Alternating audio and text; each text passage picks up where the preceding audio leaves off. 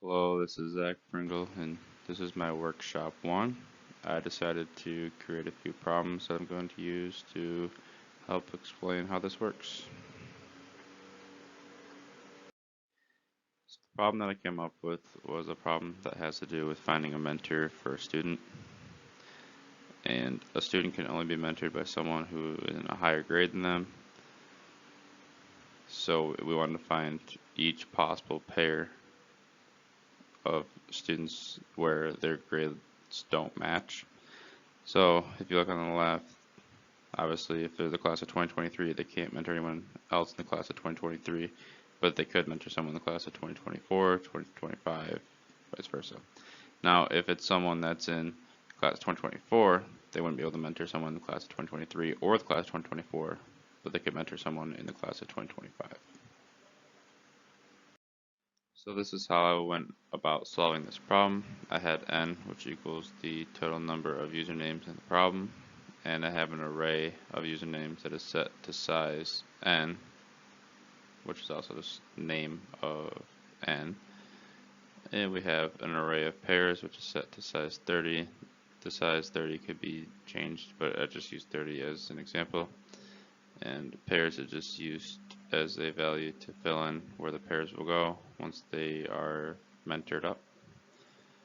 Then we have a value of fill, which we initialized at 0, which just can be used to fill in the pairs array with the pairs that are created. So then the next goal was to pull out just to compare grade levels of the students within this loop. And we start off by pulling out grad year of the first student, and we just take out the last 4 characters, and then we do a for loop inside of that, which compares the grad year of the current student to all of the grad years of every other student. And if the grad year is less than the value that it's comparing to, then the value of pairs fill, which fill is just the spot in the array we're at, is set to the name of I and the name of J, which gives the username of the first person and the username of the second person that they can mentor. And then it displays that value, and then it increments the fill by 1 to fill in the next spot in the array of pairs.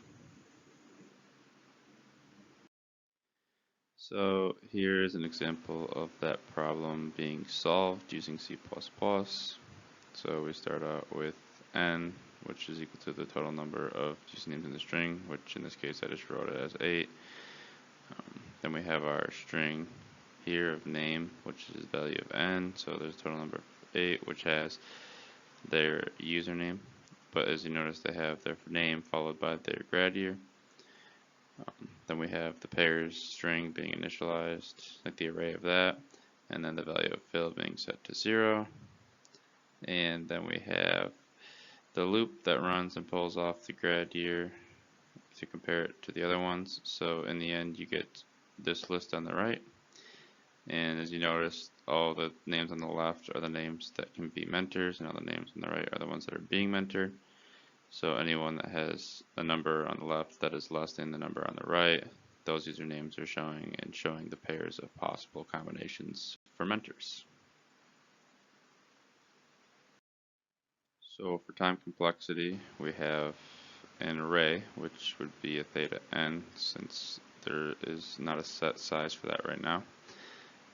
For the array size, it is already set, so we know it'll be a constant time. Initializing fill will be constant.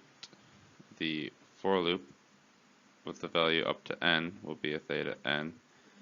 And then since there is another for loop inside of that, we get another theta n inside of that, which gives us the n times n. And since everything else is constant, we'll get a total time complexity of theta n squared, which is the n times n from the 2 for loops. So for space complexity, we're going to be looking at where values are set, and in this case, the really only one that stands out is going to be the array of size n, which is going to give us our total space complexity of theta n in the end. But there's also an array of pairs, which also has a constant size of 30, so it's theta 1. We have I being set to 0, which is theta 1. Grad year taking out the last 4 digits, and since it always is taking just 4 digits, it's going to be a theta 1. We're going to have the same thing for compare, which is going to be a theta 1. And then we're setting a value of pairs equal to a constant value, which is already set at theta 1. So the total space complexity again is theta n. So for this problem, we have a proof of correctness where n is the number of usernames. We have an array of pairs, which is set to hold up to 30 usernames or 30 possible pairs of usernames. We have a value of fill, which is set to 0, which is used just as that spot to tell where in the pairs array we're going to put the numbers or the pairs.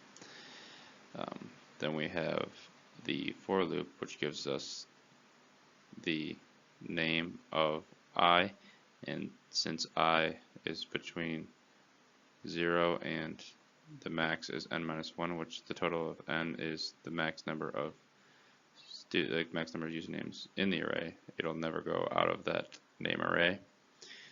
And then we're going to set our grad year equal to the last 4 digits of the username of name I. Then after that, we do the same thing with J, as we do with I, where we have the array of usernames. And then again, since J never goes above n minus 1 and is 0, it'll always be within that name array. And then again, we set the value of compare to the last 4 digits of the name of J at the time.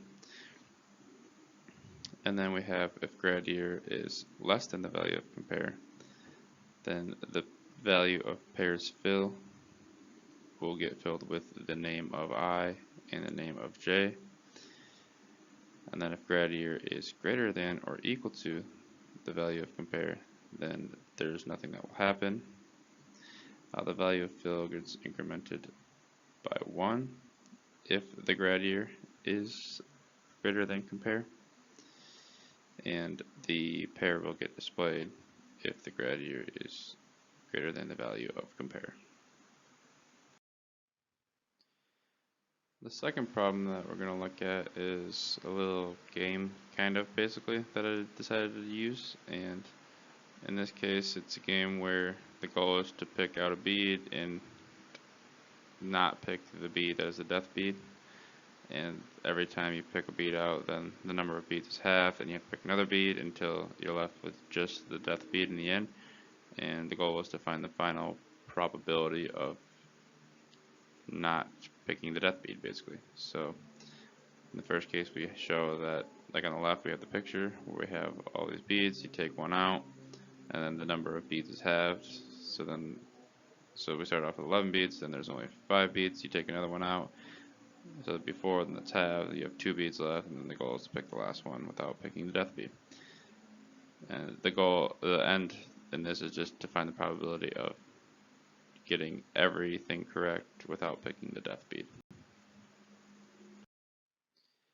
So solving this problem ended up being pretty straightforward. We have n as our total number of beads, and then we set our value of p as our probability equal to n minus 1 over n. So this gives the probability of not picking that one death bead, since you have the total number of beads minus the death bead over the total number of beads, giving the probability of not picking that death bead. So if the value of n is less than 2, this can't obviously be done. So they'll display a message that says your only bead in your bag is either the death bead or you have a negative number of beads, which is not possible. And the other else would be to run this function below, and the function is while n is greater than or equal to 2, we want to basically find that probability. So we set n equal to n minus 1 over 2, which is the equation we're using to solve our problem, basically, since we're doing n equal to n, which is n minus 1, which is taking the first bead out and dividing it by 2, which is halving the number. and then it displays the amount of beads that will be left for the next problem. And then if n is still greater than 1, we want to run a probability of the value that's out there. So we set the probability equal to the current probability, times what the new probability is going to be, which again is that n minus 1 over n. So then when those are together, it gives us that total probability. And when you run through this until n is now less than 2, you get that final total probability, which will be displayed.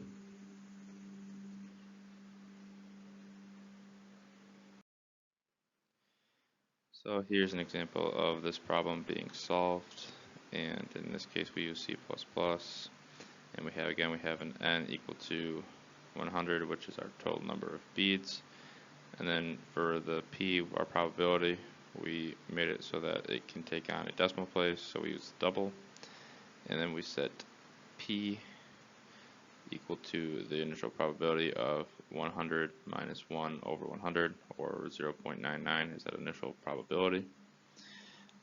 So then again we just check to see whether the number is less than 2, and in this case obviously it's not, so then we go to our else statement, which is a while loop, and this again checks to see if n is greater than or equal to 2, and then it'll run until it's not.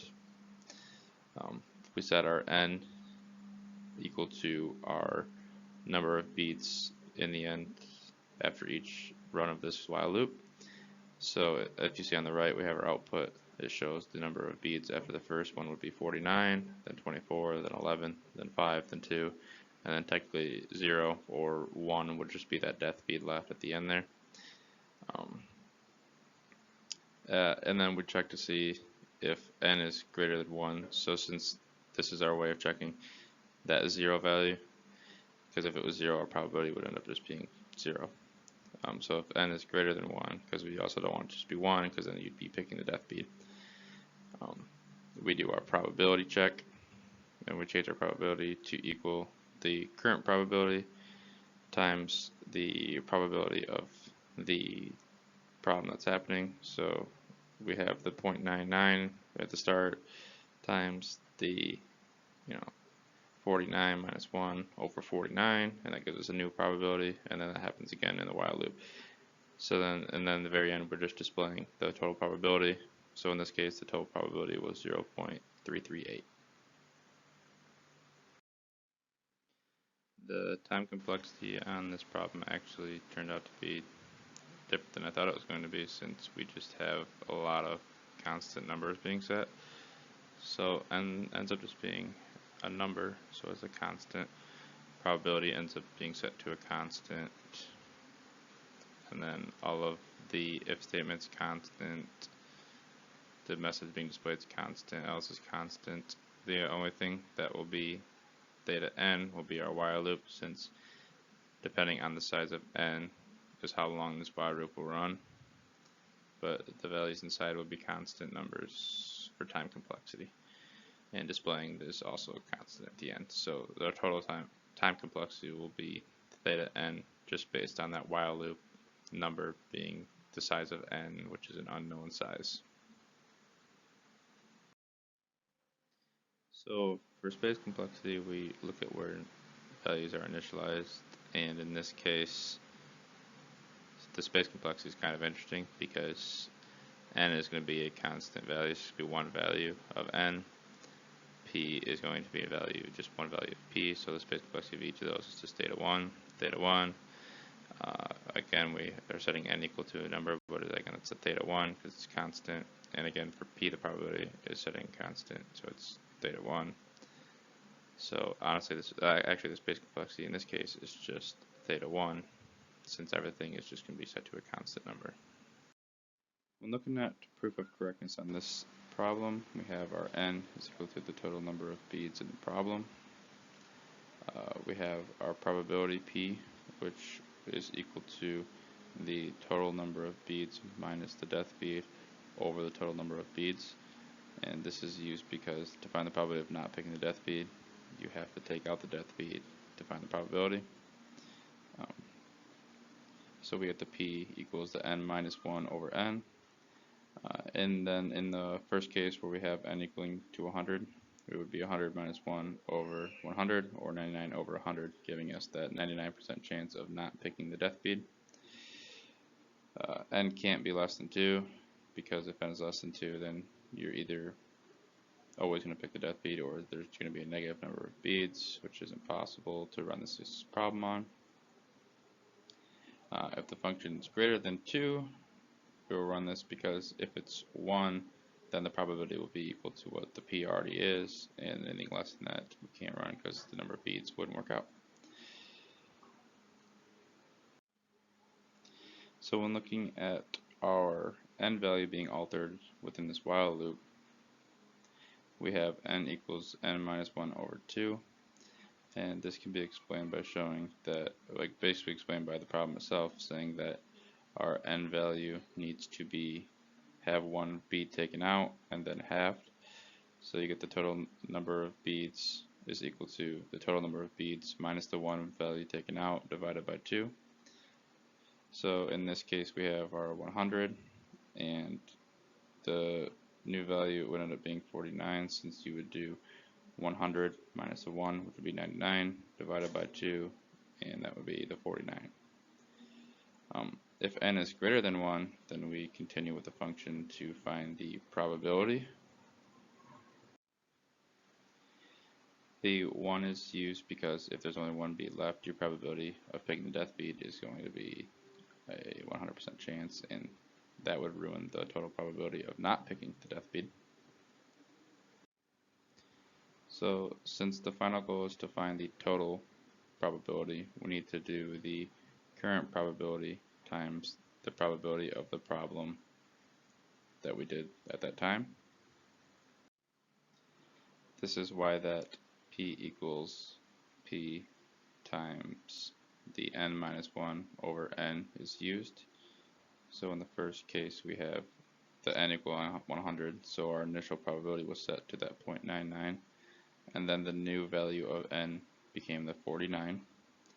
So then when we run our calculation, we have the p equals the 0.99, which is that original probability, times 49 minus 1 over 49, which is that new probability, giving us a new p, which is our total probability in the end. And if you run this through the whole while loop and you display that final p, it'll give you that final probability that we are looking for.